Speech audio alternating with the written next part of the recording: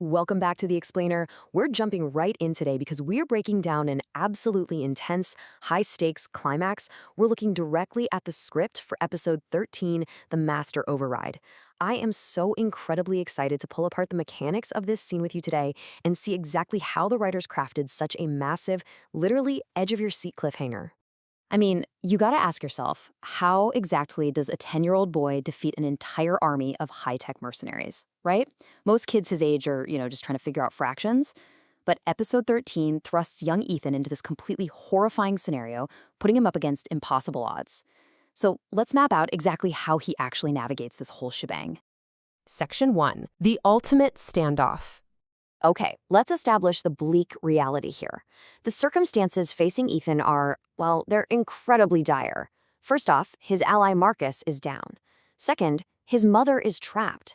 And if that wasn't enough, rogue scientists are actively closing in on him while he's completely surrounded by high-tech mercenaries. The writers just methodically stack the deck against our young protagonist. They're visually emphasizing the sheer hopelessness of Ethan's situation in this underground city. There's literally no physical way out of this room. And this perfectly sets up the antagonist's absolute certainty of victory. The scene direction explicitly notes the lead scientist walking toward Ethan, holding this digital tablet, displaying a completed DNA upload. He looks down at Ethan and says, "It's over, little boy. You lost." It's just classic villain hubris. The scientist is looking at the data on his screen, totally assuming the game is finished, and he's won. Moving to Section 2. The Grandfather's Rule. Now watch how the power dynamic completely flips in a matter of seconds. Ethan slowly opens his blue notebook and drops this incredible thematic anchor. He says, "My grandfather taught me a very important rule about business, doctor. Never trust the system you didn't build yourself." He uses this family rule as a precise ideological counterattack. It's such a fantastic piece of dialogue.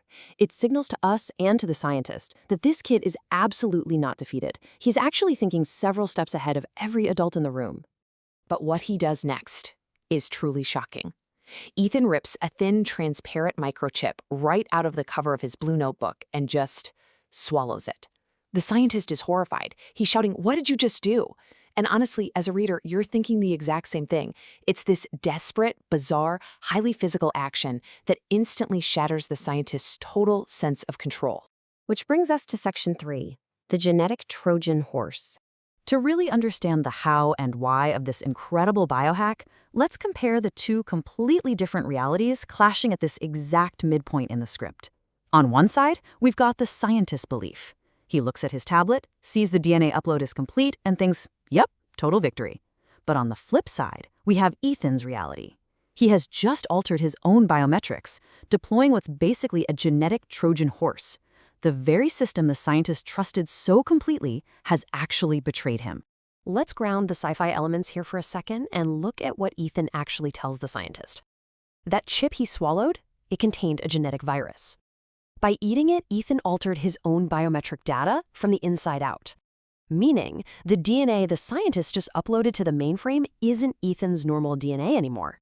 It acts as a Trojan horse. It's a piece of corrupted code masking as a standard DNA upload designed to secretly infiltrate and completely crash the scientist's so-called impenetrable system. Let's jump to Section 4, the 3-minute countdown. This kicks off a rapid-fire chain reaction. Watch how fast this happens. First, Ethan swallows the microchip.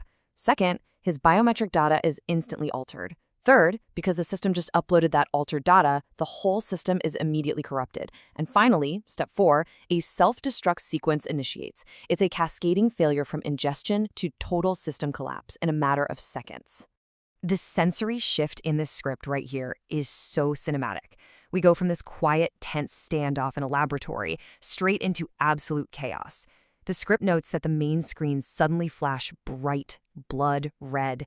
Sirens start wailing, echoing all through the underground city.